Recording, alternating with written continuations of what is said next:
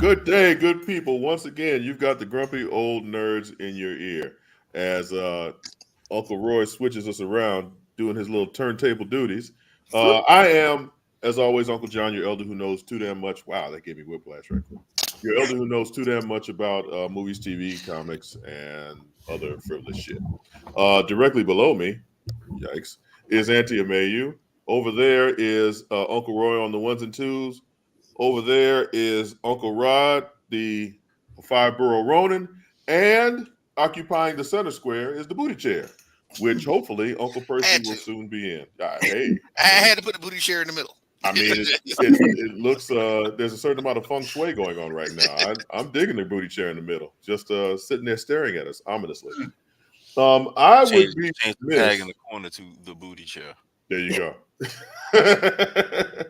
I would be remiss if we did not discuss. We've been hit, um, us being grumpy old nerds. We were hit this past week with a lot of people um, passing on into that great veil. Rest in peace to Suzanne Summers, Piper Laurie, and Burt Young. Suzanne Summers was probably the first white woman on TV I lusted after at the tender age of what, 9 or 10 or something like that. All right. Um, as one of the three original stars of Three's Company. Three's Company. Yep. Yeah, she went on to other sitcom fame. I think the next biggest show that she did was Step by Step on the TGIF block on Fridays on ABC. Yeah, yeah, her and Bobby Ewing from Dallas. Whatever his real name is, I forget his name. Patrick Duffy. Patrick Duffy. Yeah. Thank you, Patrick Duffy. Yeah, it And was from Atlantis. right, right. I mean, that's how I was introduced to him. Right. But and that show, Step by Step, was like a real reimagining of the Brady Bunch, where two blended families came together. But anyway, I digress. Right. Yeah, Suzanne Summers from back in the day. She was, I guess she was fine. You could consider her fine. Me and my She had colonized, tatas. yeah, me and my colonized mind, I thought she was extremely attractive. Well, She had look, okay, tatas. hold on That now. was it. You don't necessarily have to be colonized. A woman Yeah, right. Just to say a woman's attractive, right?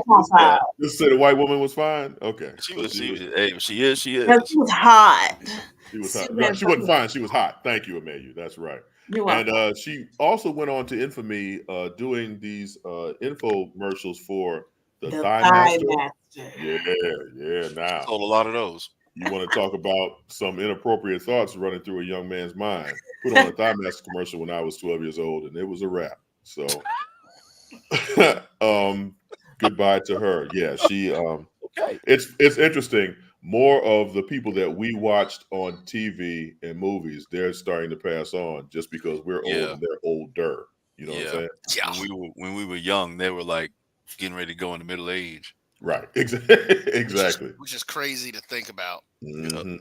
Also, R.I.P. to Piper Laurie, who was a world famous actress in her own right.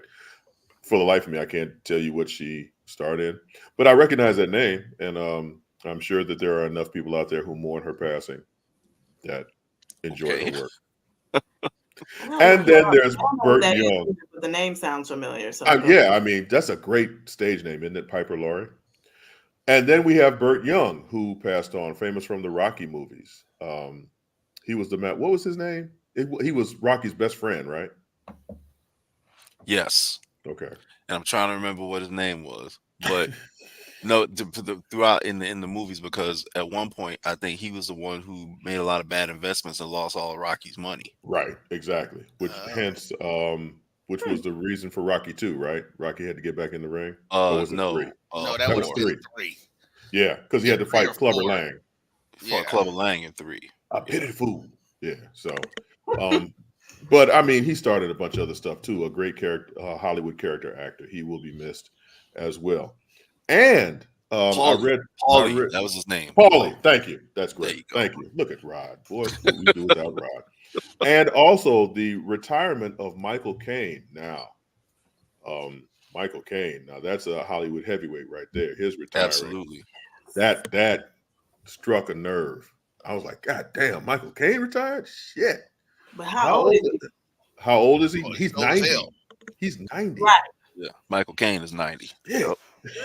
Right. That means he was 40 when I was born. Shit. But you know what's wild is that he probably could have retired a long time ago. Mm-hmm. Well, what's cool about acting, I guess, is that as long as there's a need for your talent, for you in particular, you can act for however as long as you want to. If there are roles out there for old ass people. That's like There's that's always just like gonna be roles Picard. for older white men. Always. That's like the Oh, Picard show shit. that they did when they brought all of the people back from the next generation Mm-hmm. from Star Wars. You know, Yeah, everybody yeah. Star Trek. Everybody Mhm. was really into it. You know, because to see all of them, you know, back and not trying to make them young still. Mm-hmm. You know, this is them actually aging and becoming these old people. I could have sworn I thought Whoopi was supposed to be in it. I don't know what happened with that though. Yeah. Why wasn't she in it? I thought she was too. Yeah, because they talked to her. They were in an interview and she talked about it. They talked about her coming back to it. Well, speaking of being old and Michael Frank, yes, the realization is that if they're older, then we're old. But the name of the show is Grumpy Old Nerd, so I think we kind of know that. And Cousin of Mayu. We okay. We're 41. You know, some of Yeah, us because that's not old at all. ish. You're a spring chicken. Come here, you. Yeah. But also, so this is another interesting fact that Bruce Willis has been forcibly has had to retire because he suffers from dementia now. Yeah. Isn't that fucked up? Yeah. That hurts. That hurts. That's real disappointing. You Bruce Willis, that was David Addison in Moonlighting. And Moonlighting has just been added on Hulu. Please, if you have never seen Moonlighting, check it out. It was check it out. It was a romantic comedy disguised as a detective show. Oh, Jesus Christ. Uncle Percy came in like a wrecking ball. Speaking of old and falling over, hi, Uncle Percy. How are you? I forgot what time it was. Oh, Jesus Christ. You All right. decided to fall into that chair and show us we all had your the booty bloody chair center stage. Oh, Michael Frank. That's a whole different kind of Die Hard. Oh, that's a dad joke right there. That's the dad joke of the night. That's kind of fucked up. Right. So actually, you know what, John? Let's do something real quick while we're here. So, Thanks, Mike. Hey, Mike. all of you millions of people who are watching right now, do us a favor. Tag 3 friends in the show thing and have them come on in, tune in, and tell them to check it out. Be like, dude, this shit is hilarious. You'll enjoy yourself. You got 3 nerd friends that you can call and do that. Let's do that. Well, you've been listening to people talk about nerd stuff for like an hour and a half. There it is. Tell them we'll be on till 10. You might enjoy it. Come hang out. Come hang out. You got plenty of time. Let's talk some shiznit. So since I brought up Bruce Willis real quick, your favorite Bruce Willis movie or TV show even, although he's only had one TV show. Give it to me. Auntie Mayu, I asked you to give it to me. Die Hard off the rip. Die Hard, okay. Also my favorite Christmas movie. And it is a Christmas film. We'll discuss that later. You still debating that shit? Right. I'm like, who's debating that? There are people who refuse to accept that. LA jackasses. Right. Kyle Godfrey, Die Hard. That's right, sir. My man.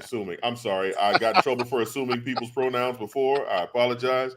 Kyle, thank you for your opinion, Kyle. I'll not use pronouns anymore. Kyle's a he. Yeah, he's fine. Uncle Percy, your favorite Bruce Willis film or TV show?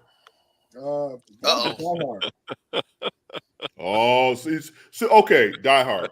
But who just questioned whether people are still debating whether it's a Christmas film? Kyle, come on, man. You're fired, Kyle. Yeah. Kyle. Uncle Roy, favorite Bruce Willis film? It's between. Actually, for me, it's between 1, 2, and 3. Of the Die Hard films? Of the Die Hard films, I like the first 3 to me were really good. Okay. I just like the way that they did those, and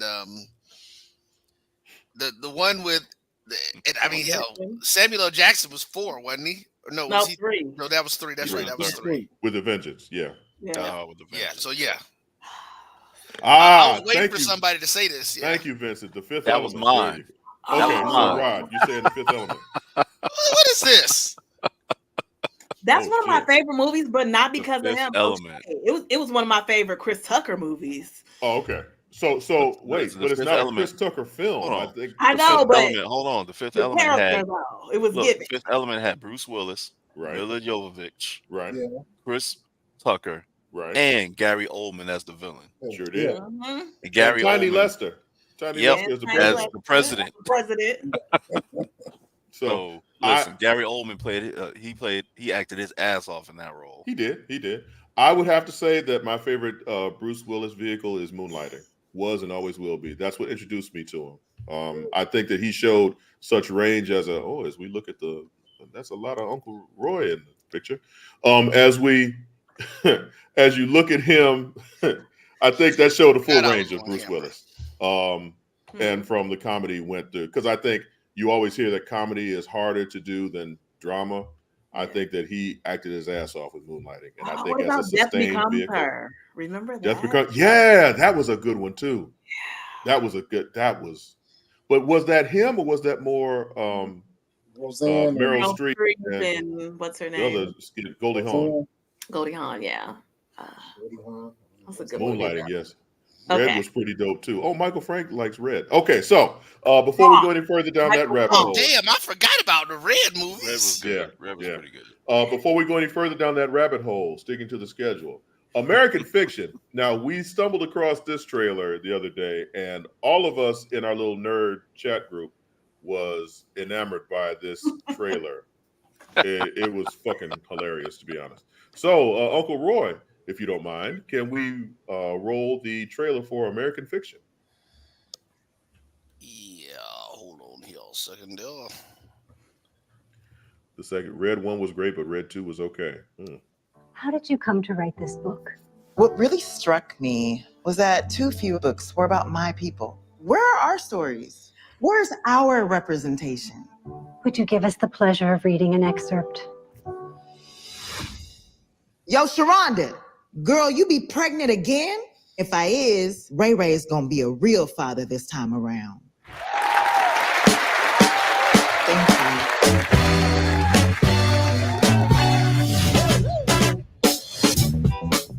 Monk, your books are good, but they're not popular. Editors, they want a black book. They have a black book. I'm black, and it's my book. You know what I mean. Look at what they publish. Look at what they expect us to write. I just want to rub their noses in it.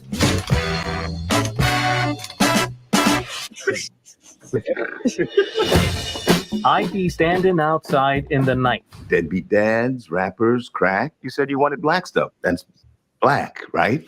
I see what you're doing. We sold your book. No. We believe Mr. Lee has written a bestseller. It's a joke. The most lucrative joke you've ever told. Now, is Stag a pseudonym? Yeah. Mr. Lee can't use his real name. Is this based on your actual life? Yeah, you think some bitch-ass college boy can come up with that shit? No, I don't. Can I ask what you were in for? Was it murder? You said that, not me. They ran 300,000 copies. Your books changed people's lives. They're offering $4 million for movie rights. Yes! The dumber I behave, the richer I get. This has gone too far. Stag Arley is still on the run from authorities. You haven't done anything. It's not like they can arrest you. Wish I could go back to not selling books. Is it bad to cater to people's tastes? People want to love you, Monk. You should let them love all of you. There's already so much buzz because of the movie deal. Michael B. Jordan is circling. We want to put him on the cover in one of those scarves, I guess you would call them, tied around his head. A do-rag? Do-rag, that's it. Do-rag and a tank top with the muscles showing. Somebody call the fire department.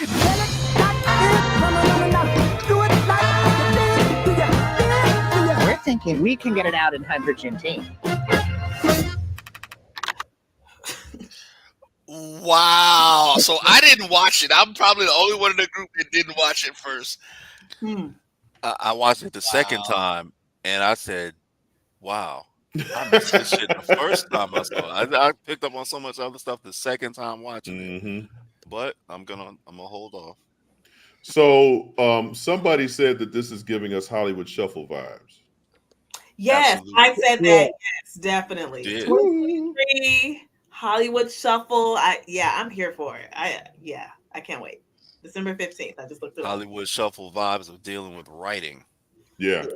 I think So I'm of the mindset that I get tired of, and I'm about to I'm about to turn in my black card right now, but I get tired of the whole I'm so tired of the white man not respecting us and respecting our voice trope. Mm-hmm. But this shit was funny. So I mean, I can't even front. It's like, okay, so they're putting a spin on it. And plus, I don't think we've ever had it in the writing arena like that. We get a lot of TV and movies and shit like that where they want to play us to play pimps and gang members. But for someone who's writing a novel, it looks pretty fucking interesting. Plus, I would watch Jeffrey Wright read the phone book, to be very honest. Jeffrey Wright is an awesome actor, and He is. I think he probably kills this. Absolutely. If I take a guess, he killed this because it's dealing with so many different issues, like you said before, in terms of us trying to gain respect in different fields of the arts or just different fields of endeavor, period. So you seeing this guy talk about, obviously he's a legit writer and he's writing good stuff, but no one's taking it and no one's listening to it because it's not it's not stereotypical enough. Right. So it's not selling. Right. So now he's got to kind of sell out to make money, and obviously he's not going to have a good time with it, as you can tell in the preview. But it's just a matter of how bad of a time he's going to have. We'll see. Right. Now Michael Frank is saying Michael Frank. That's an O. Forgive me. Sorry. Frank, is it O? I'm sorry. Yeah. I ain't got my glasses on. Michael Frank said, dude made Westworld pretty much. And I don't think we've ever, let's just keep it here, Roy, if you don't mind. I don't think I've ever seen Jeffrey Wright. What's wrong with y'all, man? It's Look, it's not the Sigmas on the show. I mean, yeah. Give me $1. Give me $1. Oh God. I'm struggling to get this out. Jeffrey Wright, Sterling K. Brown, Issa Rae. Let's go, John. I don't think I've seen Jeffrey Wright in a situation where it's just flat out like comedy, parody, whatever. And I'm excited. Like I said, he can act his way out of a paper bag. So I want to see him in this, and just the snippets that we've gotten. And like you said, Sterling K. Brown, Jeffrey Wright, the white actors who I don't know who they are, but I recognize them from other shit. It looks funny as fuck, and That's about where it is right now too. Yeah. So I'm excited about that. Anybody else have any? Uncle Percy, what are your thoughts on this trailer? Yeah, it's like to me, it's like the Blackening. You saw the trailer, like, do I really want to go see this? The Blackening was funny as fuck, man. Exactly. I like it too. When you go on, okay, so I can watch that now. Yeah. So. Oh, Roy, please check out the Blackening. That shit was funny. It was funny. Yeah. So I think this is going to be better than, honestly. This probably get more. What else is coming out besides Aquaman and? Yeah, no, this should do pretty well. It should do pretty well. Yeah, it should do pretty well. It's like you said, it's a parody, but it's not it's not Waynon's parody. Right. So this is an intelligent parody. I mean, No, right. I mean, I'm not being funny about it. I mean, shit, the Wayne stuff is what it is. It's pure ass slapstick comedy. Yeah. This is intellectual parody. That is what this is. What it looks like to me. Roy, you bring up a good point. I would love to see the Wayans do something intellectually funny. You know what I'm saying? Something other than just fucking flat out someone fall down a flight of stairs. I would like to see their take on something like that. I'm glad you brought that up. That's something I'd like to see. But anyway, before we go any further down that particular rabbit hole, we also have. You could change the screen back to Cousin of Mario, please. Mario, We're not even gonna. He doesn't get it just because he still ain't saying the damn name right. Let's move on to the next trailer, please. Second season of Invincible trailer, the full trailer this time, because the shit they put out before wasn't nothing. But the full trailer for the second season of Invincible. I guess Amazon just said, you know what? We're going to be the superhero show where people just punch the fuck out of each other and just blood flies and splatters everywhere. So go for it. That's pretty much them.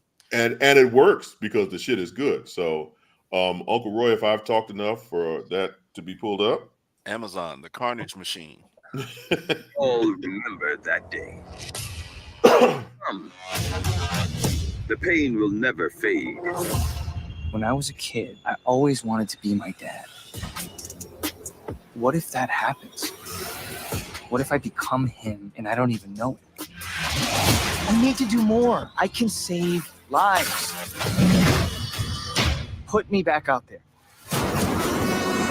Mark isn't like other Viltrumites. He's a good guy. Dinner tonight? Go save the world, Invincible. You're way too good for me!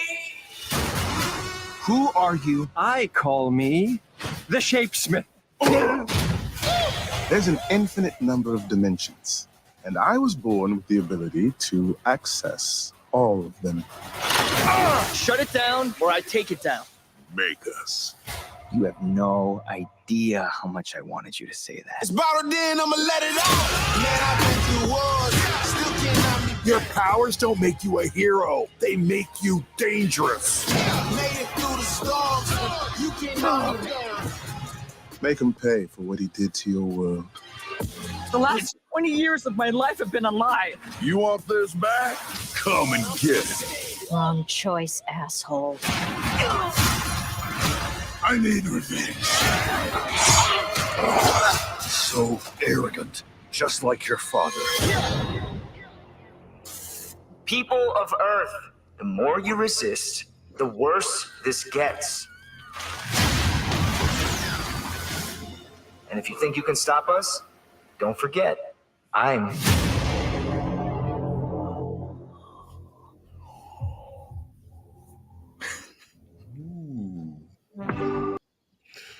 So, okay.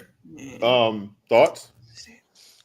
They watched the last season of, or a season ago, 2 seasons ago, of the Lois and Superman. Okay, what makes you say that? Well, it seems that it's gonna be somewhat obvious that this dimensional guy is gonna be doing some stuff. Well, our assumption is that Invincible from another dimension destroyed his Earth, his version of Earth or whatever. So that's why now he wants revenge, and he's gonna come in, and it's gonna end up crossing over into the dimensional, multiversal thing. And because he doesn't want to be his dad. And then, may you cover your ears for a minute? And the black girl who was a real jackass in the first season, all of a sudden they real tight and cool together. Amber. Yeah, her. In the comics, she's not black too, so that's an interesting choice Hey. for the animated show. Yeah, she was a jackass in first season. So, I mean, the whole multidimensional thing, I mean, that I'm not looking forward to, even though that's the comic book storyline that they're getting into. You're right. Right. But I do dig Invincible. What I feel is great about Invincible, there's a definitive end because the comic book has since ended. Yes. And I think as opposed to the big two where clearly the X-Men, Superman, Batman, and everybody will just keep fighting forever, there is a definite end to the Invincible story. So I look forward to how they progress. And they're pretty much, for the most part, if I'm not mistaken, Rod, they're pretty much seems like they're following the comic in terms of the storylines. Yeah, they're following the comic book very closely. Except for the Black Amber. Yeah. Correct. Yeah. Except I think like the first 4 episodes might have been like maybe the first 2 issues or something like that. Right. So it was, it was kind of like that. But so far they're doing a pretty good job of, pretty much adapting the comic. Right. Invincible went for a long run.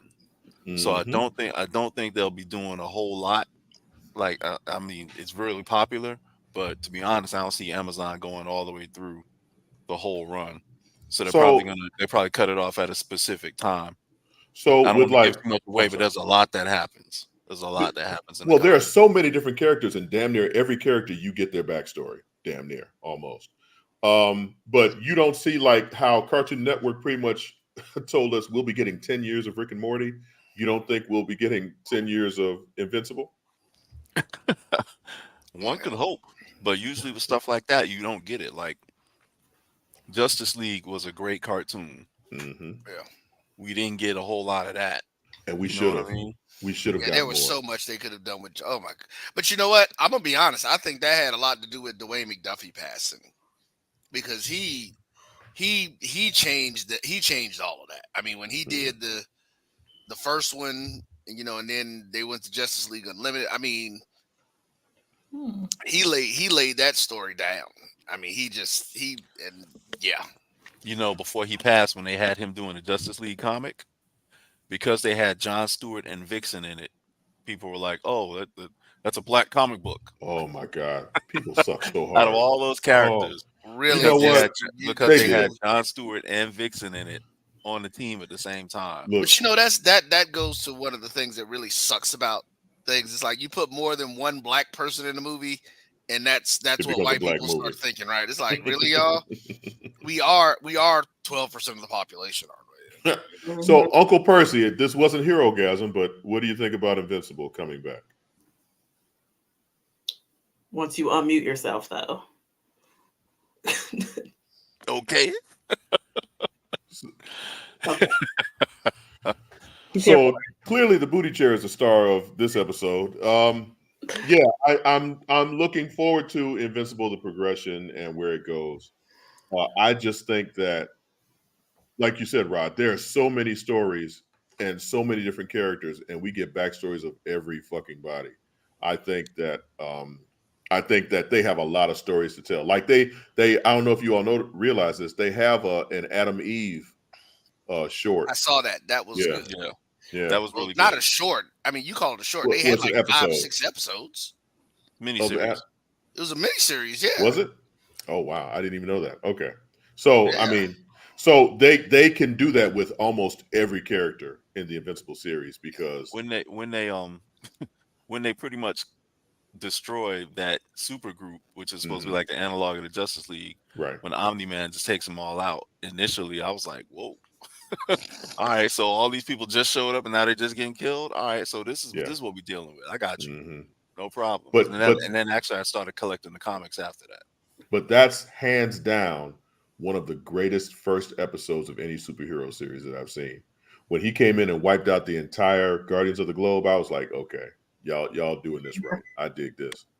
And Keo mentioned that 2 of those characters, well, one character, Omni-Man, who is Mark's father, is a playable character in the new Mortal Kombat video game. Really? Yeah. Oh shit! So they're gonna make me start playing Mortal Kombat again. And another one is Homelander from The Boys. Wow. So Omni-Man and Homelander are playable characters. God damn That's it! funny. I'm with Roy now. I'm gonna have to play that shit. Yeah, just because Omni-Man will wipe the floor with Homelander. Would he though? Yes. He is way stronger than Homelander. I don't know. He's stronger than Hulk. So what are you basing that off of? Have you? Hold on. Remember what he did in Invincible? Yeah. Think back what he did in the series. Do we know the ceiling of Homelander's powers though? I know that 2 people hopped up on V, held him down long enough to get blasted. That's true. That's true. Okay. I was just like, yeah, you're right. I can't even fuck with that. He got jumped on, and he was taking some L's. So yeah. Yeah. Okay. Oh, you've made your case. You make a hell of an attorney, sir. So, having settled that debate, let's take a break, and when we come back, a couple other stuff. How about that? So, after these, since DJ's not here, after these messages, we'll be right back. Since 2002, Empowerment Resources, Inc., a nonprofit organization, has empowered more than 1,500 youth and adults in Duval and surrounding counties through its programs Journey into Womanhood, Girls Mentoring, Life Skills for Teens, and parenting education coaching. To get involved with programs, volunteer, or donate, visit www.empowermentresourcesinc.org. Follow us on social media, facebook.com/empowerment.resources and instagram.com/empowermentJAX. The human voice has always connected audiences with experiences. Major brands all across America have trusted Cover's voice time and time again. Conversational, powerhouse, intelligent, and sincere. That's the voice you need for your creative marketing process. KEAVERSVOICE.com. Kever's Voice, Kever's Voice, keversvoice.com. Always on, all the time. Nope. Nope. Come on, him? Ooh, I like him.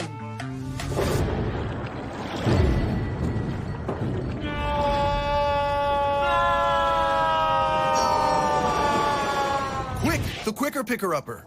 Bounty picks up messes quicker, and each sheet is 2 times more absorbent, so you can use less. He's an 8. He's a 9. Bounty, the quicker picker-upper.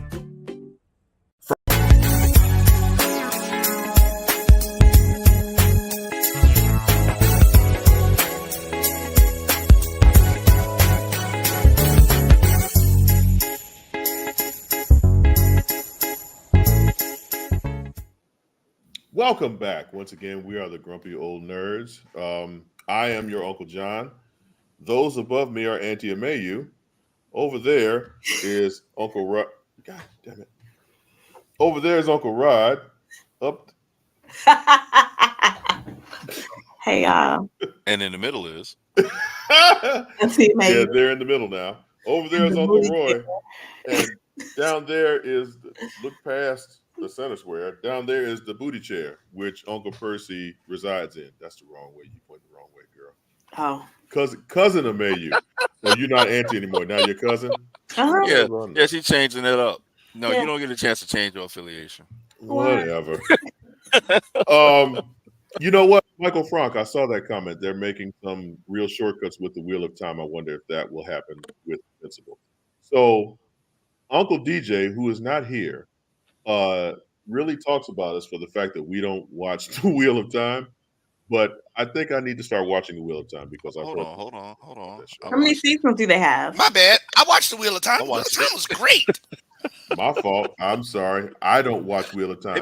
Maybe y'all talked about it one time I wasn't here. Me too. Yeah. Well, I haven't been here, so that explains why. No, we've never talked about the Wheel of Time. Never. Oh, the Wheel of Time was cool. So, but what happens is that we haven't talked about it, but because we don't talk about it, DJ was like, why don't we talk about the Wheel of Time? So, I mean, I haven't watched it. Maybe the booty chair has watched it. Yeah, that's why I put it in the middle. I figured it had something to say. Rod and Roy, let's talk about the Wheel of Time next week because that'll give me a chance to catch a couple of episodes and see what's up. But you all are saying it's really good. So they're on we just finished season 2. Okay. Yes, it is season 2 that they just did. Right. Yeah. So I was actually, and it definitely is not over. So I'm assuming it's from books. I'm one of these, just like comic book people or non-comic book people who watch the movies now. I'm looking at what I'm seeing on TV, but I enjoyed it. It was, I guess, as a writer, I actually kind of figured out where it was coming, like where it ended up this year. I figured that out in the middle of the first season. Because just because stuff that was happening, it's like that was the twist that you would have figured it was gonna do. The Dragon Reborn. The Wheel of Time is based on a series of novels by Robert Jordan. Actually, before he could finish the last couple, unfortunately, he passed away, and they were taken up and finished by Brandon Sanderson. Okay. Finished them up, but yeah, they're pretty extensive. Oh wow, I didn't realize that. Then. So the fact that someone else finished someone's initial vision, have you read all the books? I have not. Okay, I was going to ask, like, how does that? But I can tell from the people who I know who've read them, they said there was you could definitely tell, and they were kind of disappointed, so to speak. Oh wow. Damn. About that sucks. how it ended, because he used he had notes. Robert Jordan had notes about how he wanted things to go, and they just kind of used the notes. It was like the skeleton of what he had, outline, and they just kind of fleshed it out. Right. That's fucked up. Yeah, it is, because you can give all of us the same notes, and we'll come up with completely different thought processes. That's true. Of how it's Absolutely. supposed to end. How many books are there, Rod? Do you know, or does anybody? I want to say it's either 10 or 12. Oh wow. Yeah. And he wrote Honey Up in 5 or 6. No, he wrote I think everything except the last 2. The last one and a half. Oh wow. Yeah. And they fucked that up, and he read. Damn. Well, it's like Game of Thrones, man. You get to a certain point, and because didn't Game of Thrones end before George R. Martin finished the books? He's still writing the last book. The Right. series ended, but the I think the fourth season, starting with the third or fourth season, was all stuff that Benioff and Weiss just wrote on their own. Like none of that was George R. Martin stuff. And people were just like, man, that's some bullshit. And a lot of people were upset about it because they Yeah. felt like it ended like real crazy. I know I was kind of disappointed with the ending of the last season and a half. I too was disappointed in the ending. Oh, really? Okay, so here's where you take my nerd card again. I never got into Game of Thrones.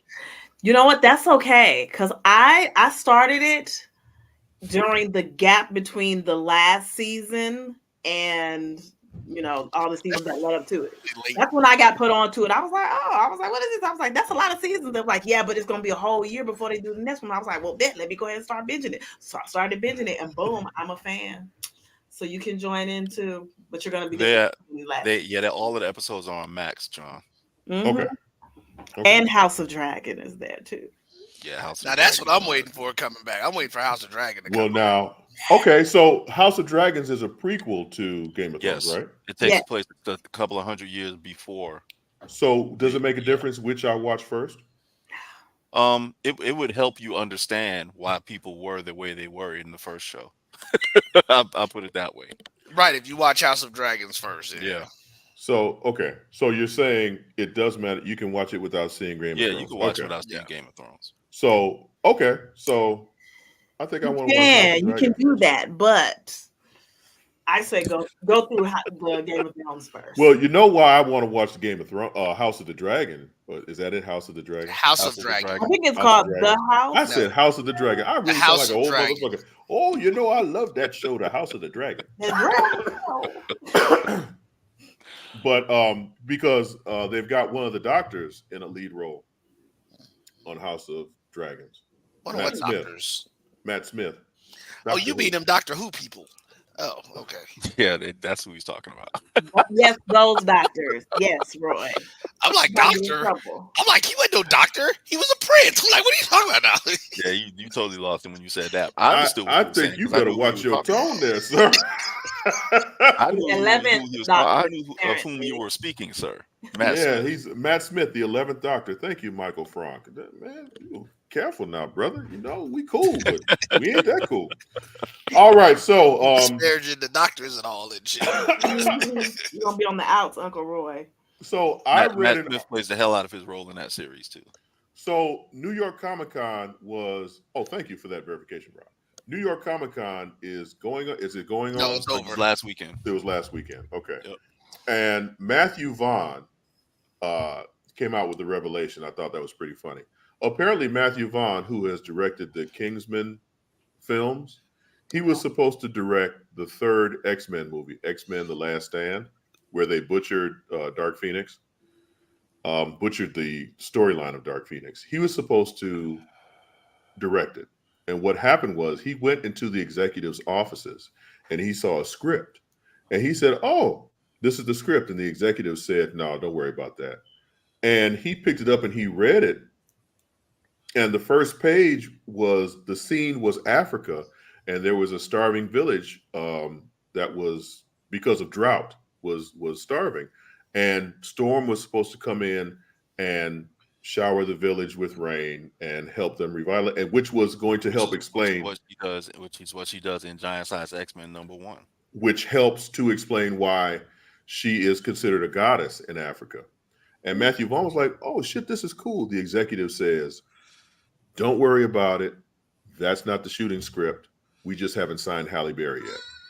So they basically said, we're just putting this shit out there to sign Halle Berry, and then we're going to change it all around. Which I thought was fucked up.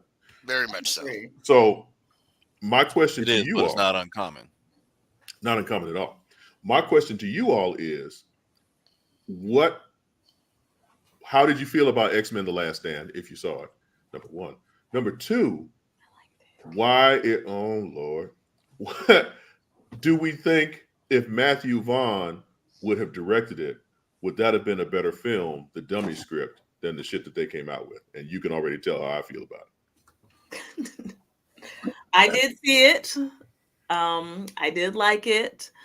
But I would have loved to see that scene. Like, I think that would have been awesome. But I guess not too much screen time for Holly. So, but that would have changed the basic premise of the film if they'd have started out like that. You know what I'm saying? Because this was the butchering of the Dark Phoenix storyline, and we start out with Storm. That means that script that they had would have made Storm much more prevalent, because she really was just kind of hanging out in the back. She was just around, yeah. Yeah, I think it's bullshit. But anybody else want to weigh in on that? I saw it. I was sorely disappointed. I think we might have spoken about this one other time before, but knowing the Dark Phoenix saga, look, if I'm not getting Wolverine, Storm, Colossus, Cyclops, who got killed off screen 12 minutes into the movie, by the way, and I'm not getting the Shi'ar or the Imperial Guard fight, I don't want it. So I was done. I was done before I was even starting. I was done probably 12 minutes into the movie. I was like, you know what? I paid money. I'm gonna sit here, eat my popcorn, and maybe something else will come up that I like. What's funny is that it's not that I hate to sound like those gatekeepers where it's like it has to go to the letter of the law by the comics, right? Because everybody understands that it doesn't translate directly from the comics. But what you described, Rod, was infinitely more interesting than the trash we got on screen. Yeah. And it wasn't my idea. It was Chris Claremont's idea. And John Byrne. No. And what I'm saying is that if they'd left it a little bit more to the imagination of, or drawn from the imagination of Chris Claremont and John Byrne, that film would have been a lot more fun, as opposed to the garbage that we got, which was, like you said, they killed off Professor X too, right? Yep. They killed off Professor X. They killed off Cyclops. There was no Nightcrawler. The Shi'ar Empire. No, he was there. He wasn't there? Nightcrawler wasn't in that third one, was he? Yeah. Yeah. It was a long time ago. I don't remember. Remember, he was, because he had to save Rogue when she fell out of the plane. Yeah. But that was in 3. He was. You're right. Okay. Rogue fell out of the plane and couldn't fly because she hadn't yacked up Miss Marvel yet. It was, but it sucked donkey balls. Yeah. Hot sweaty monkey balls. It was terrible. So I'm glad we're on agreement. Fuck them. Next up, the receipts are in for Blue Beetle. Oh, anybody want to guess how well it did? 63 million. I agree. We haven't gotten a good guess. That's all? That was my guess. I don't know how much they brought. That was my guess. Damn. I don't 75 million. I don't have an exact number, but it was the lowest lowest earning DCEU film. I just saw it. It's pretty good to me. Yeah, I liked it too. For what it was. I mean, Let's see. But go ahead. I wanted to like it. But it didn't offer us anything new, fresh, exciting. Is it me? Matt, y'all said you liked it. No, it didn't. I didn't really care. I got the numbers if you want them. It came along at a time where we have seen a whole lot of other superhero films before it. Mm-hmm. And so it did a lot of same things that the ones before it did. So it's old hat for us now. Right. That's what it is. Even though I think last time we discussed it, I think I gave it like a 7 out of 10, maybe 7.5. But that's because I was happy with how they did a lot of the visual effects and how they characterized Jaime. Mm-hmm. And, the storyline was, a little dodgy with the whole family aspect. But, overall, it's a good superhero film. It's just that we've gotten a lot of other superhero films and properties before it. Mm-hmm. So it's to the point where you have to really do something to top what was shown before. Right. Because it seems that they're all following that Marvel formula. And like you said, I didn't need to see his whole damn family, his grandmama and his daddy. No, but you needed to for the cultural purposes. But also, I have the numbers in case y'all wanted them. The budget was $104 million. In the U.S., they gross 72 million. Worldwide, they gross 129 million. So That's donkey ass right there. yeah, They made a Wow. profit. Now, hold on, what was the budget again, Emmanuel? 104. The budget was 104, and the profit was total how much worldwide and domestic? Worldwide, it was 129. So yeah, they've 25 is what they made. 25 million is what they made so far. That's crazy. That's crazy. In the era that we're in, where superhero films are a dime a dozen, the fact that that movie didn't make any fucking money. Now, I want to address the cultural aspect too, because this was supposed to be their Black Panther, right? And that was my problem with it. But go ahead, Percy. Got to be their Black Panther. Why can't it just their thing, their own? DC. Anyway, sorry, go ahead. We know, okay, come on. We know DC sucks. Let's start from there. Second of all, like Rod said, they repeated themselves because they just did that Shazam family movie with the whole family involved and stuff like that. Now you come out with Blue Beetle, and it basically was the same. To me, that it was the same storyline. It's all about family. It's all about, somebody had to die. Well, not, somebody had to die to make him stronger, which is in every comic book storyline. It has to, if it's not Spider-Man, it's Batman. If it's not Batman, it's Iron Man. It's not, somebody close to them has to die to make them stronger and all that bullshit. So, it was a good story. I mean, to me, it was a good movie, but like Ross said, it's the same. It was the same stuff over and over again. Nothing really new. No guest appearances. You knew he was going to win at the end. No twist. Even at the end, there was really no. You knew something was going to happen, but it was no twist to it. That's it. So, are we numb now to the whole superhero genre? So I don't think we're numb. We just got to we got to see better. Yeah, I remember. I don't know. Ours higher. I don't know if y'all high expectations. I don't know if y'all remember. I went to see it, and then I came into the group like pissed off as hell because I was like, "This is like." I said, if I was Hispanic, I'd be like pissed off like a mug. Why coming out of this? Because it was to me so stereotype stuff. Right. It was so over the top stereotypical for me from that. But the thing is, it's like, okay, I got the fact that it was an origin story that they needed to tell. This is another thing that I think from DC that they are suffering from the missing of Dwayne. And I know we keep bringing his name up of how, well, no, because he didn't even do it. I'm not even thinking about Justice League. I'm thinking about Young Justice. Like when their animated stuff comes out and it is so freaking amazing, and they cannot seem to translate this stuff over into the movies. Mm-hmm. Like, I'm good. Me and George Lopez is cool as hell. I've always liked George Lopez, but I got tired of George ass in this movie. I do. I mean, George's character is the genius bootleg ass uncle who, it was like I said, it was just, to me, it was just overly stereotypical. That's the part that bugged me about the movie. And then the whole grandma, I was like, oh my God. Yeah. Oh, grandma. The second season of Young Justice actually focused on the alien race, the Reach. The Reach, that's exactly. responsible for creating the Scarab. And it centered around Blue Beetle and him being able to control the Scarab. And when you see, look at Mario Bastaro.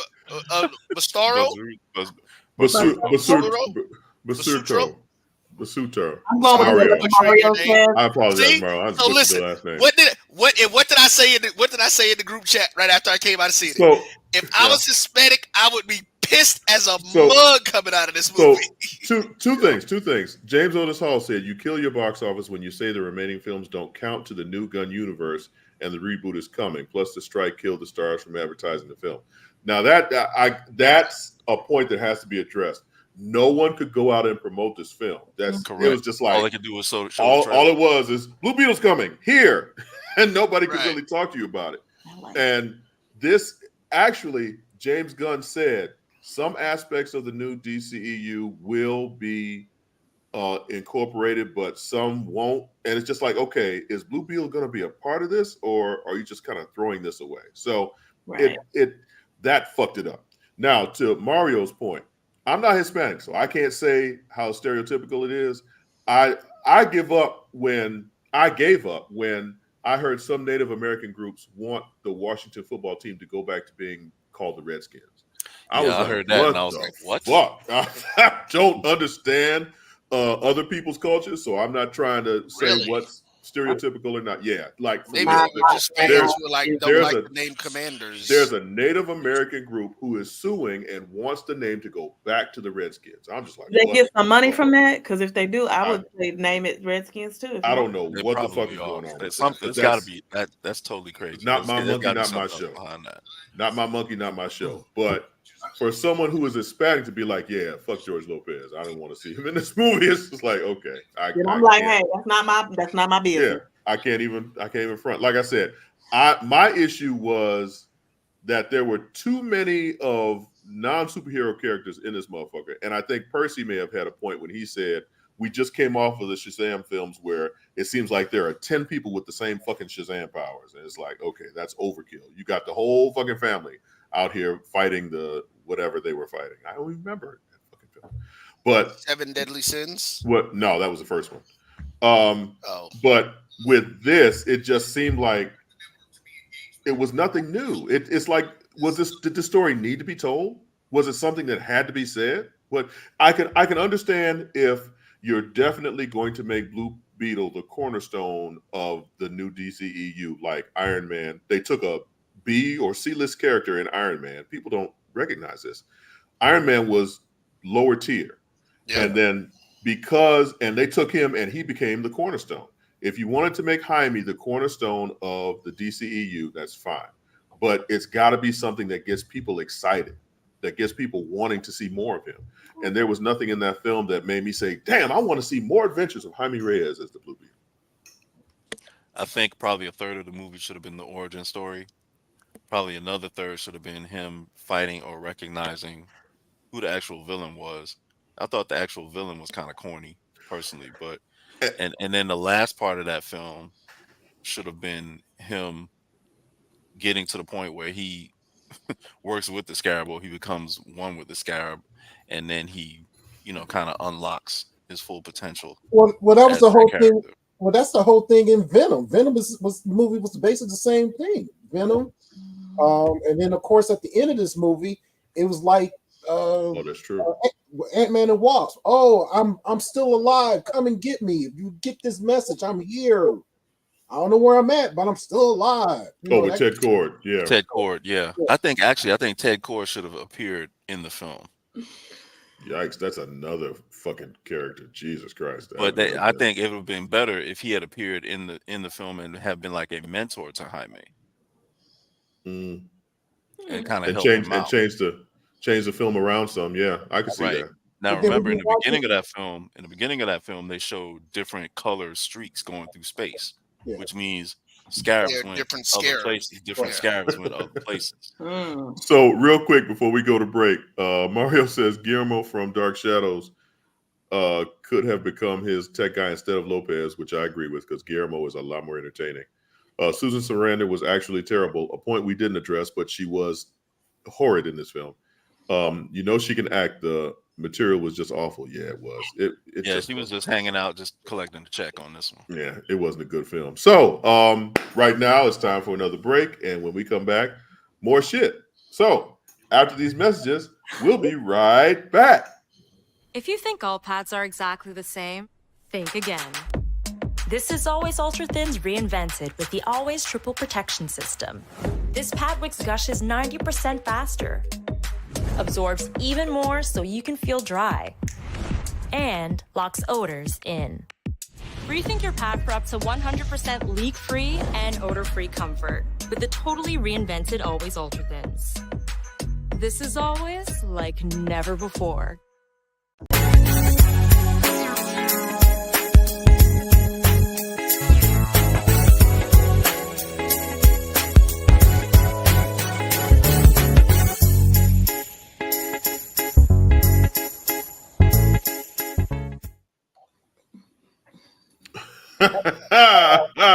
We are back. Mario said, wait, it's happening. The audience is outnumbering the panel. Huzzah! Hooray! Hey, but then John. he said, spoke too soon. Yeah. I just pulled something up from Marvel DC Universe talking about the Flash and Mission Impossible Dead Reckoning Part 1 was the biggest flops for the summer this year. No shit. Dead Reckoning was good. Those Mission That Impossible might be films an are good. overstatement, John. No, Dead Reckoning was good. Fuck that. Dead Reckoning was really good. No, that was a good Mission Impossible film. Look, I think the thing that's gonna hurt it is that it's a part 1.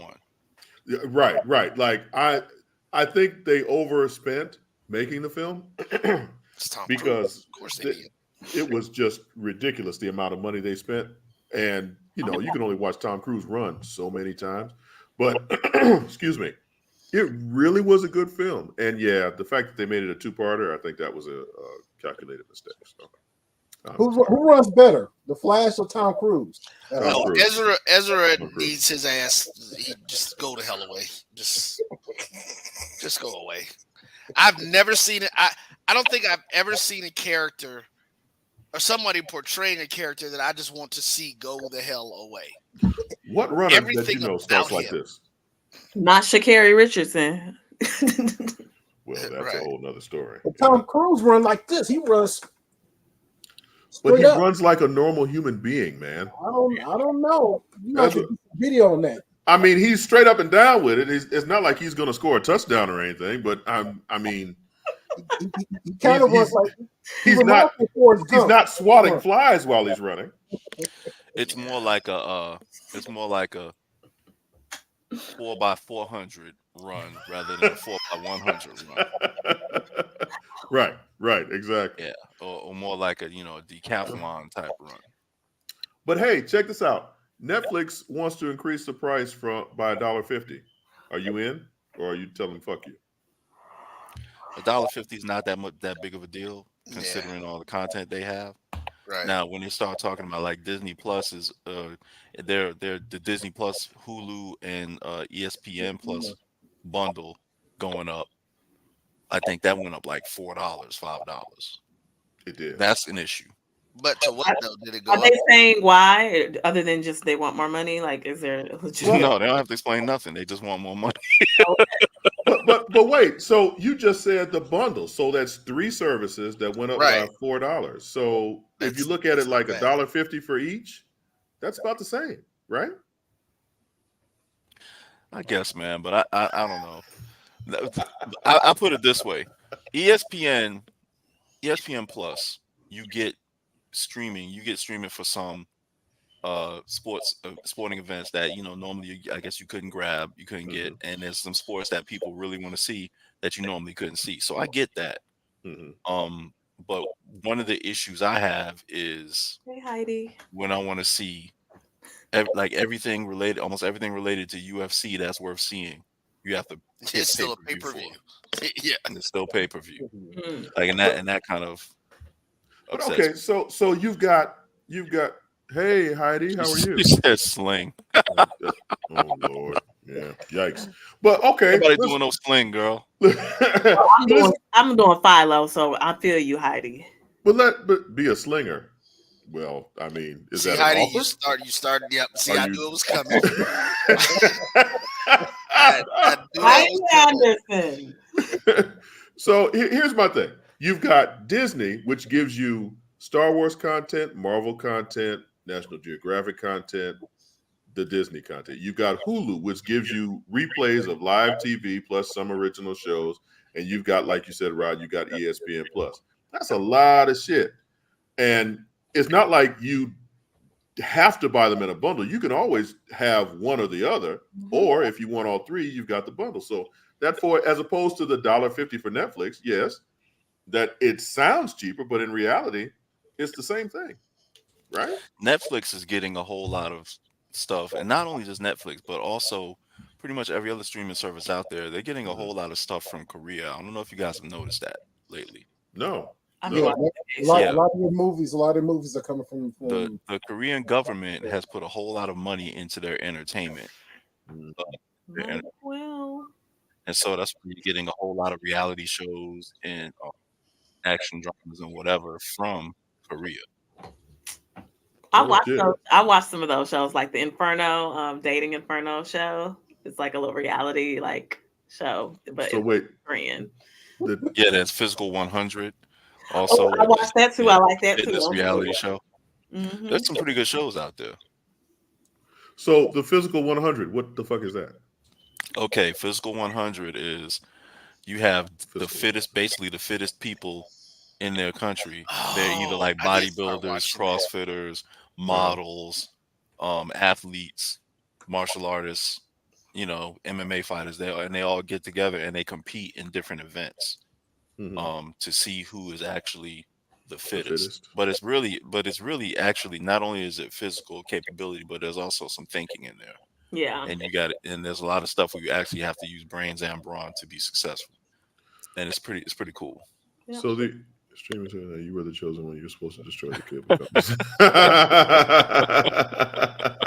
I mean, that's true. The reason that we're having these streaming services is because it's supposed to be cheaper. Like my DirecTV bill was, I want to say, over $150, upwards of $175, and I was like, "Fuck this." That's nothing. But that's still too fucking much. You know what I'm saying? Don't have the football package. Didn't have the football package with Yeah, it if you have Sunday Ticket, you can just go ahead and add, another $50, $60, $70 per month to that. Well, that's why I didn't add NFL Sunday Ticket. That and the Bears are donkey balls this year. I think they're tanking. Personally, I think they are tanking. They're trying to get Caleb Williams. It's not affected by the strike.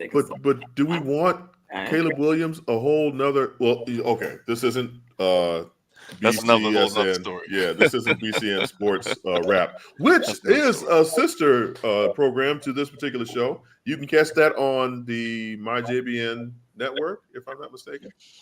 Yeah, everything's on the network. We're getting ready to go through a rebrand, but right now, yeah, that's what it is. Okay. Heidi, we not even gonna have a conversation about you coming back to A Queen's Eye View. I will be getting in touch with you, and we will be making that happen. Oh, Period. End of discussion. Oh shit, that sounded like a personal conversation. Heidi Do we need to leave the room? Do we need to go somewhere? Heidi local. All right. Blah blah blah blah blah blah blah. Yeah. Oh shit. Okay, Heidi. I don't know what you and Ron have going on, Hulu, but hopefully it works itself out. So yes, the whole married Heidi, but we not even. Milo is only $20. Again, I don't know what the fuck is going on. Okay, so the viewers that we do have now, you see how this shit happens? It goes completely off the rails. Our comment section is nuts right now. Now Mario's commenting on the Bears. You know what? Fuck it. Y'all talk amongst yourselves. I give up. Dude, you brought the Bears up. Why are you mad? Somebody commented on it. Hey, let's stay out today. Stay focused because we got to get to Ron today. Now he got books. He got books. Yeah, right. So okay. So how about this? Let's go talk about the Scott Pilgrim trailer. Scott Pilgrim, whatever, is an animated series that is kind of an extension of the Scott Pilgrim film that came out a number of years ago. Okay. And they managed to get the cast of the film. Oh shit. My wife is printing something on the printer behind me and it scared the shit out of me. Sorry, let me continue. So it's a continuation from the live action film. They got the live action actors to be the voice cast. Go ahead and play it, Roy, while I figure out what the hell's going on behind it.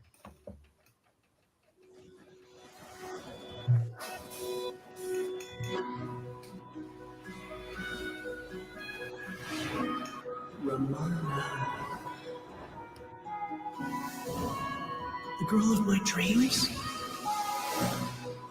It's time to wake up, dude. I had a dream about that girl again. I didn't care the first time you told me. Care even less now. Toronto, Canada. Not too long ago. Hey, want to go out sometime? You want to go on a date with me? Ramona Flowers has 7 evil exes, all of whom you must defeat in order to date her. What? Scott Pilgrim takes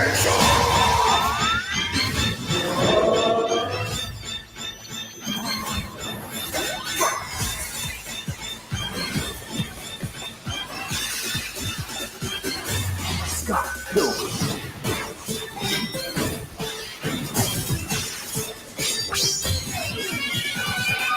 Scott Pilgrim. Ramona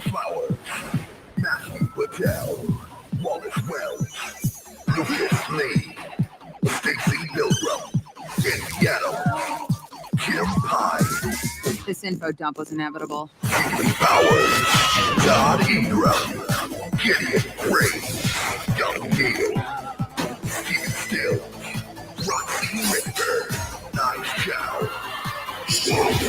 Takes off. Let's party.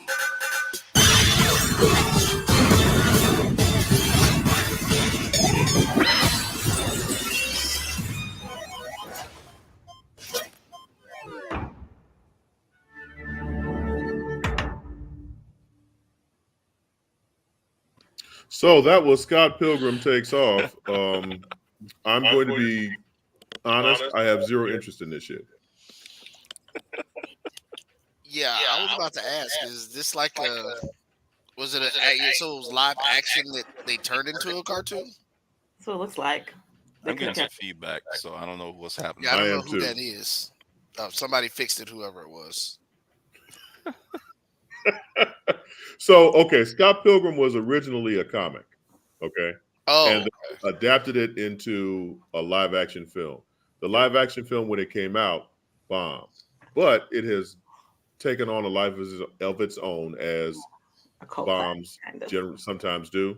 Yeah. And I think it's a lot more interesting in the format of the anime that they're doing now. Plus, they got like an all-star cast. I saw Brie Larson and Chris Evans and Well, were these people in the movie? Yes, of the live action film, they got to come back to do the voices for the anime. I like the movie, so I don't. Did you? So please tell us, what did you enjoy about this film, Uncle Percy? It was, I mean, it was just different. And then I guess, it was just an interesting movie. It was different. It's like, I guess it was on that same level as I'm trying to think, what's that movie? Napoleon Dynamite weirdness. Yeah, that's it. Yeah, Napoleon Dynamite. Because it is. It's like, you see, it's like weird, but then for some reason it becomes a cult classic, just like Napoleon Dynamite did. Yeah. I saw it, and one of the things that I thought was cool about it was that even in the live action, it kind of had like video game elements or video game quality to it, which was cool. And then you see the same things now in the anime. If you listen to the theme, there's the Mortal Kombat theme playing in the trailer. So because he has to fight evil exes.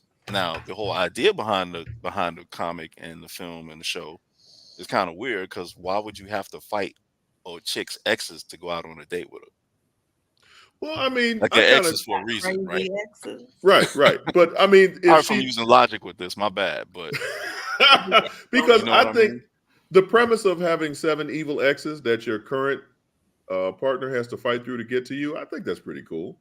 It's just that I didn't dig the live action, and I'm not familiar with the comic. But now, so let's think about this now. Okay, so she has 7 evil exes. Yes. Somehow she survived and picked 7 evil guys. Mm-hmm. And one girl. And this one chick went through 7 evil dudes and is somehow not corrupted. That means she's the one doing the corrupting. She's dangerous. So you're looking at this as being a toxic relationship. This is really Jada, is what you're saying? She is the problem. Might be. Did you say she's the Jada? No, I said she is the problem. Not you, John. Oh. All I said was she for the streets. Yes, Heidi, clearly she is. So all I'm saying is look, she might be Baron Zemo. Right. All I'm saying reading out of a book and creating Winter Soldiers is that she's the one corrupting everything, and Scott Pilgrim has to fight through all these demons in order to get to her, and she may not even want his ass. This dude fighting a ghost. That's even worse. Stay on track. I love it when Rod is the voice of reason. So it's like, no, stop it. We see the thought coming. It's like comic book bubbles pop over John's head, and we be like, no. The thought bubble right here is like, you see the 3 dots moving. Nope. Well, I tell you what, instead of me saying the dumb shit that I was gonna say, let's go ahead and damn Uncle John. I know. I hear that quite often, to be honest. Damn, Uncle John. So Yeah, that chick's for the streets. You're She's right. the toxic one. Right, Something's wrong right. with her. So I'll tell you what. Let's go to because I'm going to take this in a whole nother way that's going to be toxic, and Uncle Rod's going to be Scott mad about to at be me. the 8th evil X. Yeah, right. Let's take a break, and when we come back, let's talk about Rod's books we should be reading. Right? Woo, Right. I thought he was about to say Jada. But I'm glad. Nope. No, we're not doing that. We're not doing that. You wanted me to go there, but I'm not. We're So not doing that. after these messages, we'll be right back. If you think all pads are exactly the same, think again. This is Always Ultra Thins reinvented with the Always Triple Protection System. This pad wicks gushes 90% faster, absorbs even more so you can feel dry, and locks odors in. Rethink your pad for up to 100% leak-free and odor-free comfort with the totally reinvented Always Ultra Thins. This is always like never before.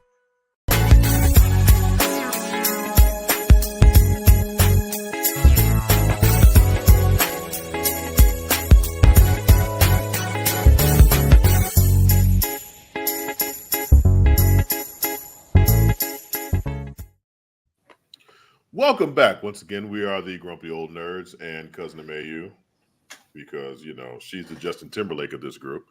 I am Uncle John. He's Uncle Rod. He's Uncle Roy. He's Uncle Percy. And they are Cousin Mayu. So, Rod, how about these books that we're reading this week? All right, let's do it. I actually went by my local comic book store and hadn't been there for a while, so there was a lot waiting on me. There you go. I'm going to follow your lead, so you tell me which one you call. All right, first up, we've got Wolverine versus Predator, #1. And so this is kind of like a theme here, like when you're younger and you say, who in a fight?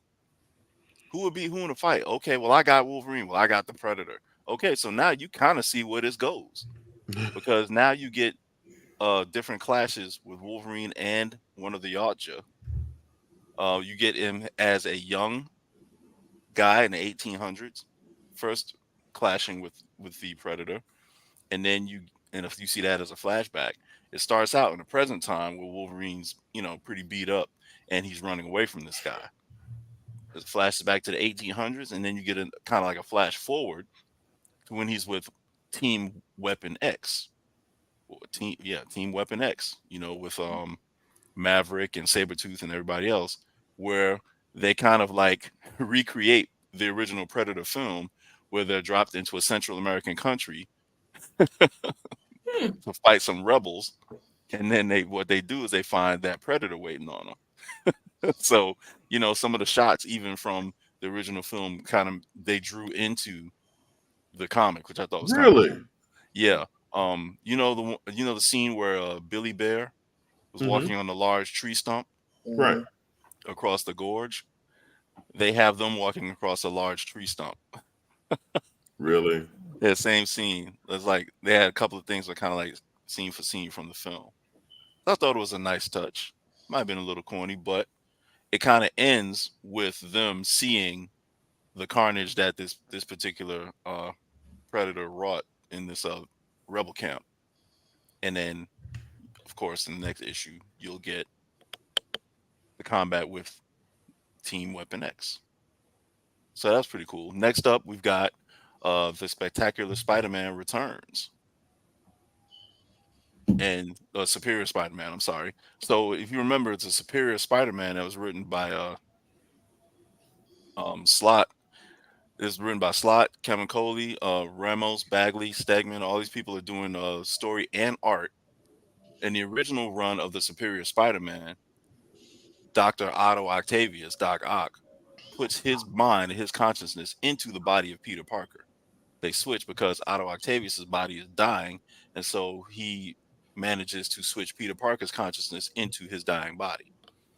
And he decides, when he has some remnants of Peter's personality and consciousness, that he decides he's going to be a better Spider-Man than Parker was. And so he goes out and he creates this corporation. He pretty much takes the city over with spider drones and says, I'm going to eliminate crime. So it's kind of funny to see Doc Ock in the body and having the abilities of Spider-Man take on criminals. And So what you see is somebody who's kind of like really brutal, where he doesn't just take criminals out. He pretty much like takes criminals out. Like he eliminates them. so he kills them. Yeah, in some cases. So I'm sorry, did I miss it? How did he get in Peter's body again? No. This is me recapping what the Superior Spider-Man was. Oh, okay. Right. So now in Returns, it's kind of like a flashback to when he was in Peter's body and what he did. So you get to see him returning to the site of where he first became Dr. Octopus because he's looking for a particular item or thing that was locked away. And as it turns out, that thing was a person who was one of his original lab assistants who ended up through accident, surprise, surprise, gaining superpowers and calling herself Supernova, whom he locked away underground.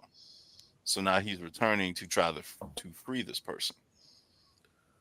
Wait, so Because he's trying to free Supernova because he needs the power that she generates. Okay. All right.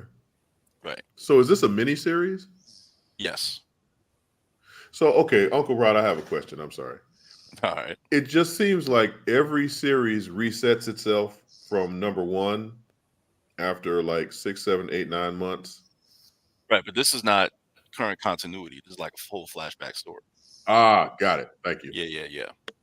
Yeah, that's a whole flashback story.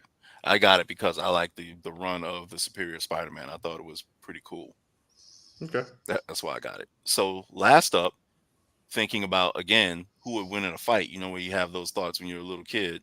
And this one other thing you do with a little kid, you have a whole lot of different toys, kind of put them all together in the same world, and you make up stories. So now this next one, Justice League versus Godzilla versus Kong.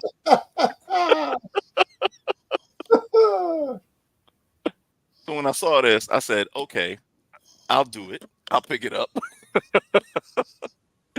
And I started reading. And actually, it doesn't start out too bad because the Legion of Doom is in it. So it looks like, so it ends up being like a whole huge episode, almost like of Super Friends. Or Challenge of the Super Friends like we used to watch on Saturdays. Right? So the Legion of Doom tries to figure out a way to destroy the Justice League. Right? So Lex Luthor, of course, he has a plan. He finds Superman's Fortress of Solitude. They break in. And they're looking to steal a mother box and one other very important artifact and nothing else. Of course, that gets screwed up because Toyman does Toyman things, sets off the alarm and lets Superman know. However, Superman is in the midst of proposing to Lois Lane, so the other Justice Leaguers say, don't worry about it, Clark, we got it. So Supergirl, Green Lantern, Flash, Wonder Woman, Hawkgirl show up, have a fight with the Legion of Doom. One of the Legion of Doom activates the mother box and they get transported away. Nobody knows where. As it turns out, they get transported to another universe, which is Skull Island, where they meet up with Kong. So right? Gorilla Grodd, of course, becomes enamored with seeing Kong and says, "This is my god." That's my cousin. Yeah, exactly. Right. So they figure out where they are. And Toyman unknowingly gives Lex an idea as to, well, he comes up with an idea, Lex, about bringing kaiju back to their world. And one of the things that Toyman stole apparently is something that gives wishes, because that's exactly what happens. As he says, that's what he wants to happen. So the issue ends with Superman seeing Godzilla come out of the water and he flies toward him. Okay. So that's a lot of shit. I have questions. Yeah, a lot of shit. What's the Justice League lineup for this? Okay. You have Superman, Batman, Green Lantern, Flash, Wonder Woman, Hawkgirl, and Supergirl. So this is basically Justice League Unlimited, almost. Well, the animated series. You almost get the core original. group. The core Yeah, group. you almost get the original 7. Okay. You haven't seen. I haven't seen Martian Manhunter yet. Okay. But he's probably going to show up. So I don't know. That Kong with that fire might be too much for him. Yeah. I mean, the Godzilla with the fire, rather. Oh. But like Superman trumps everything because he can just fly through it and punch a hole in his heart or something, right? We'll see. I don't know. Yeah, he's a You know, they titan. got to come up with something to make it make it interesting. Remember in the Make it movies not now, exhausting. they're saying what Godzilla's supposed to be. Are they supposed to be like alien titans or something that came to the Earth? And They're supposed to be. Godfrey way too much time on your hands.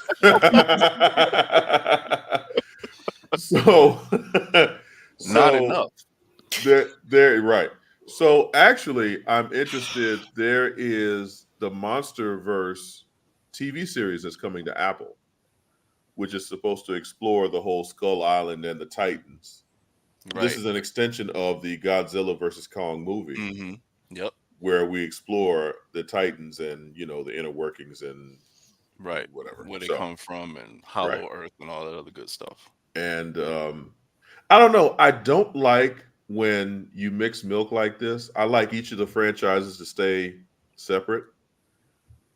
There was a comic that crossed Doctor Who and Star Trek not long ago. I was like, "What the fuck is this?" And my mind gets too blown by that shit. So I don't like it when properties mix and mingle because you don't like your food to touch either, do you? I'm sorry. I said you don't like your food to touch either, do you? Nope. Except when it's in my belly. Nope. Crossovers are a thing. They had Justice League and Power Rangers, G.I. Joe and Transformers. They had all kinds of stuff. Well, G.I. Joe and Transformers. I'm waiting for that. Aren't they both with the same toy company? Same toy company. And they actually, in the last Transformers, that's what they're getting ready to do. Getting ready to do. So yeah. Well, they've done it. They've done it previously when G.I. Joe was a, I think G.I. Joe at one point was an IDW property as well as Transformers. Right. So they did a few crossovers. Okay. Well, I actually am feeling like Auntie Amayu is looking right now, just not interested at all. So with that, I think we've come to the end of our show. We got 8 minutes. I'm sorry. Next time I have more comics with boobs and explosions and people getting ripped apart. Thank you. That's what we need. More of that. Roy, you gotta warn me, man. You put it up there like that. Jesus Christ. Well, Cousin Amayu, since you're in the center square, is there anything you want to leave us with on the way out the door? Feel free to watch us on TikTok when we are streaming there and send us gifts if you're enjoying the show. You can also find me on TikTok, Amayu82. That's also my Instagram if you want to hit me up over there. Pay pigs are welcome. The hell is a pay pig? That ain't none of your business. Right? Oh my God. Cows are welcome. That'll be all. Thank you. Oh my God. Uncle Percy. Hey, man. Uncle Percy, anything you was with going out the door? Jesus. No, I'm good this week. After that one, Uncle Rod, anything for us on the way out the door? I'll find out what a pay pig is and get back to you next week. You don't need to worry about it. See, when you say that's exactly. Yeah, I need to worry about it. Unless you want to be one, then you can worry about it. Oh no, I'm good. Oh my God! But we'll figure it out. Just all the way off the fucking rails. Uncle Roy, what's coming up on the network? Tell you later. Oh, okay. Well, clearly some other stuff is coming up. So for the Under the Weather super producer Mel. Hold on, real quick. What's up? Are we doing a crossover with Orange and Green Strike Zone or Black College Sports Network or something? What are you talking about? That's what I'm asking you. When are we supposed to be doing one? I thought that was I was asking, but now. Oh no! I think it would be a good idea if. Yeah. Just when you want to do it. Just get back to me, bro. So, if you're out there and you've enjoyed the show, I'm certain that you will enjoy all of the other shows that my JBN has to offer. One of those being the OG Strike Zone, BCS, in Sports Rap. Sports Rap. Thank you, Sports Rap, and shout out 6 Degrees and Beyond. Gus. 6 Degrees and Gus, Uncle Gus, the OG grumpy old nerd, Gus with 6 Degrees and Beyond. Random Thoughts with DVP. Random Thoughts with DVP. I'm just repeating everything that he says. Dragging Heidi back in with a Queen's Eye View. Offline is needed. I'm just saying. I have no idea what that means. Me neither. She's saying continue the conversation offline. That's with the pigs. Yeah, that's but all something. this other stuff too. All this other stuff. But yes, so all this. If you enjoyed this, there is